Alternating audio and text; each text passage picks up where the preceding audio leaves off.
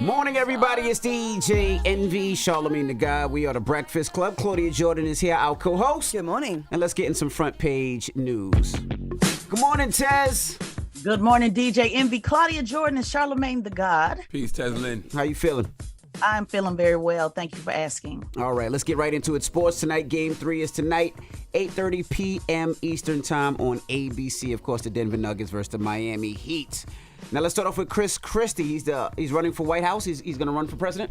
Yes, he is. Christie was very clear last night when he said he's running to stop former President Donald Trump.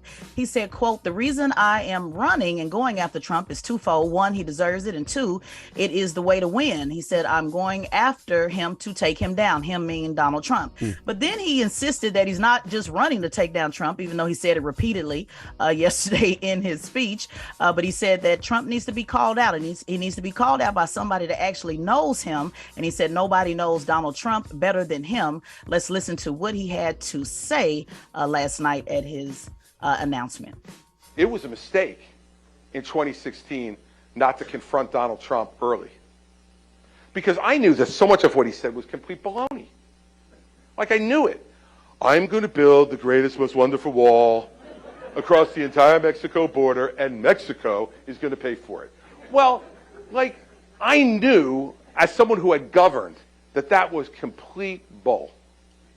But I was like, people aren't going to believe that.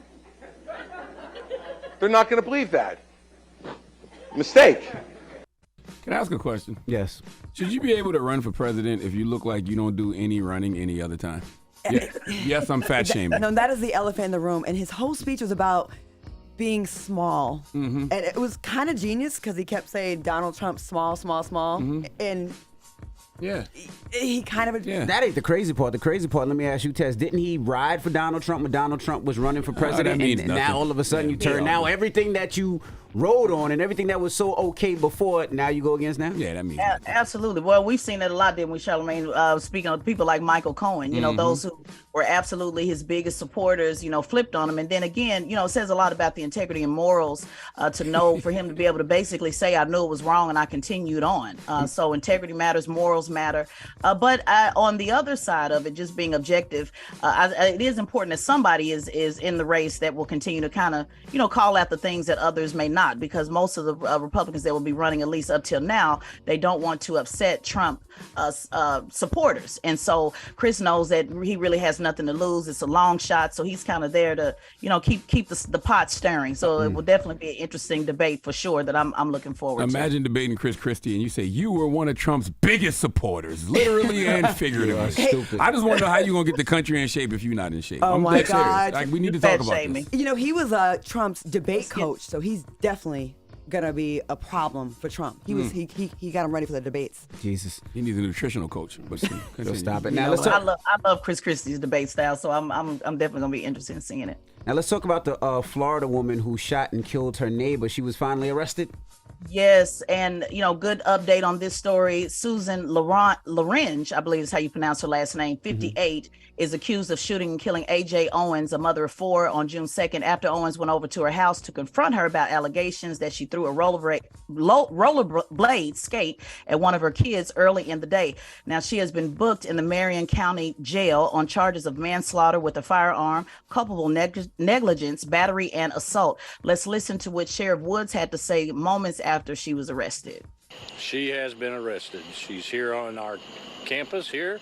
She's being there. My detectives are finishing up with some interviews with her at this time.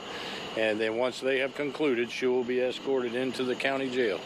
The hard work of my detectives wanted to ensure that we closed all the loopholes so that she would not have a defense of using stand the ground law. And this is not a stand the ground.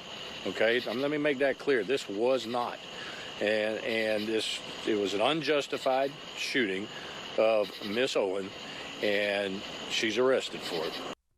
You know, women like that are the reason I will never stop using the term cracker-ass cracker. There are just some racist bigots out here who see black skin and all they think is danger. But what I don't understand is if you're really afraid of something, stay away from it. You allegedly harassed this woman, allegedly hit her child, and then when she comes to see what's up, you shoot her through the door? Yeah, and just for clarity, there were multiple, about half a dozen 911 calls from 2021 involving, this back and forth dispute. But I want to give on a high note, I want to give a shout out to the entire movement. So last night, and for those that don't know, I'm Attorney Benjamin Crump, Senior Public Policy Advisor, and we've been working on these cases for over a decade. And to get the text from Attorney Natalie Jackson, who was Trayvon Martin's local attorney, to get that from her last night before it hit the news, it really was full circle, because when we work these cases, it takes protests, as you'll see, what Tamika talk about later on today. It takes protests, it takes activism, it takes all of these different things just to get people to move. And although it's a damn shame that, yes, we have to do all of that, I do want to say that people power matters. I want people to understand that just sharing that post, just having that conversation, it speeds up, the process. So we went from 2012 to having to do full, marches and begging and all types of stuff to get attention to Trayvon Martin, to this pretty much at least getting an arrest, within a week, within a few days. And so we can look at this two ways. Yes, it's a damn shame we have to do it. Or two, people really understand that you have power and your voice matters. And so shout out to everybody that just gets the calls at 11 o'clock at night, midnight, 1 in the morning. We've been talking about this for days. And I'm glad to see that the family, has gotten a little bit of relief. But I want people to keep mashing the gas and understand that we have to keep pushing for those convictions. And we have to make sure that the sentencing is fair and continue to push the line. Tez, I agree with you. People power matters. The police officer said that they weren't able to move on an arrest so fast because they have to investigate. What you thought about that?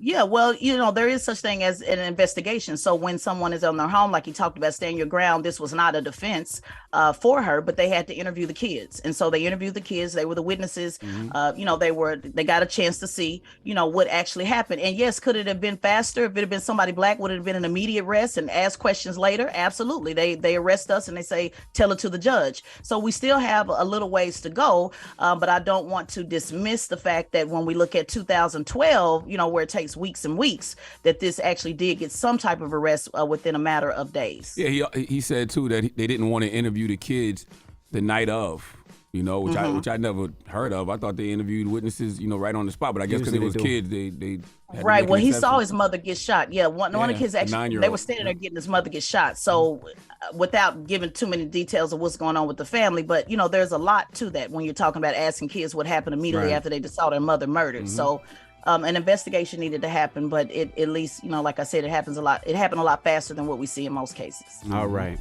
Well, that is front page news. Tez, we'll see you in a little bit. Absolutely. Get it off your chest. 800-585-1051. If you need to vent, phone lines are wide open. Again, 800-585-1051. Call us up right now. Get it off your chest. It's the Breakfast Club. Good morning. Morning, everybody. It's DJ Envy, Charlamagne the Guy. We are the Breakfast Club. All right, now let's get in some front page news. Claudia Jordan, our co-host, is here. We got Tez and Figaro on the line. Good morning, Tez. Good morning, DJ Envy, Claudia, and Charlamagne the God. Yo. Let's get right into it. Now, tonight, NBA Game 3, Denver Nuggets, Miami Heat. The game starts at 8:30 p.m. Eastern Time. It's anybody's ball game. Yep. That's the way I'm looking at it now. Yep. It's in Miami. I still got Denver winning the series, but it's very hard to sleep on Miami. That's right. Now, let's get right into it. Now, what happened out in Virginia during the graduation? I seen a bunch of people got shot. Somebody died. Yeah, unfortunately, yet another mass shooting that has become too regular here in America. And this story is still developing. So, guys, make sure those who are listening continue to watch this throughout the day. But here's what we know so far. Gunmen opened fire as hundreds of people stood outside a high school graduation ceremony Tuesday evening in Richmond, Virginia, killing 2 people and wounding 5 others. Let's listen to what Virginia Police Chief Rick Edwards had to say. We'll talk about it on the other side. At this point, in consultation with the Richmond Commonwealth's Attorney's Office, we plan on seeking charges for second-degree murder ×2 for that individual, with more potential charges to follow. It's disgusting and cowardly behavior because even if you're discharging a firearm at a person you're trying to hit, when you have a crowd like this, innocent people are going to be caught up in the mayhem, and that's what happened today. Could you imagine going to a graduation, the last time you're going to be at that high school, you're moving on to college or the next stage in your life, and somebody comes and starts shooting up the graduation? I saw a video of a lady there, and she was like in tears talking about how this black kid graduated and then died on the same day. It was so sad. It was so sad. Yeah, there's nothing we can say, ask about this latest mass shooting that we haven't said or asked about every other mass shooting in this country. The only thing that changes is the location, but it just shows you there's no place safe. Like, there's no place you can go. Grocery store, graduations, the mall, church, the mosque. Like, there's synagogue. Like, there's no place you can go that's safe. So do we just stay inside?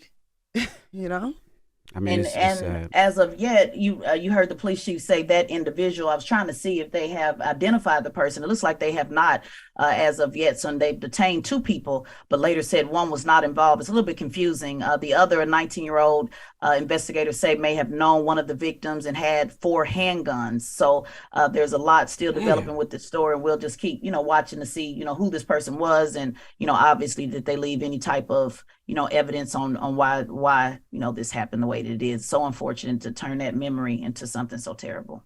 All right. Well, again, condolences to that man's family and that student's family, and also, rest in peace.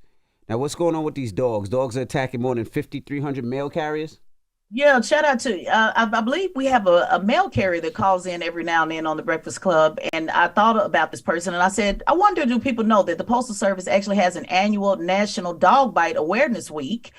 This is the Dog Bite Awareness Week, and so they have listed out on NPR, this was actually national news yesterday, public service campaign to raise awareness on attacks on mail carriers. In 2022, dogs attacked more than 5,300 employees who were delivering the mail.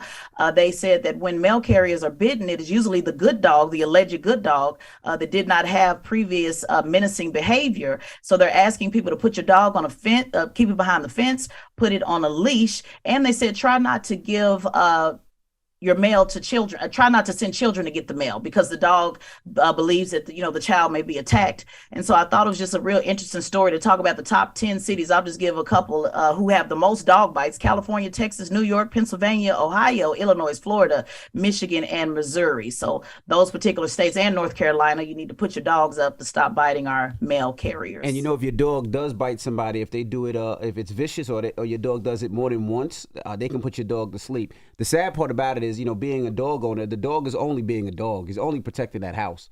And it's sad sometimes because it happens, and it's a very sad situation. But you also feel for the mail carriers, because they're just trying to do their job, but the dog is just trying to do their job. So it makes things difficult. So salute to all the mail carriers out there and all the dog owners out there. You just got to be extra careful with your dogs. When you say mail carriers, does that include Amazon and UPS and everybody else?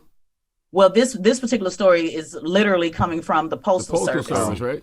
So this is actually the United States Postal Service that they do this annual, awareness week. But I'm sure, it affects everybody. But this is actually the USPS. There's probably a whole lot more when you bring in the Amazon. Absolutely. Like, imagine how many. Yes. Yeah, either that or I hate to victim blame, but what is the postal workers wearing that that's causing the dogs to want to bite them all the damn time? I think you're victim blaming. They ain't biting the UPS people in the brown. They ain't biting the Amazon workers, whatever color they wear. Is it the color that the postal? I think that's victim blaming, Charlamagne.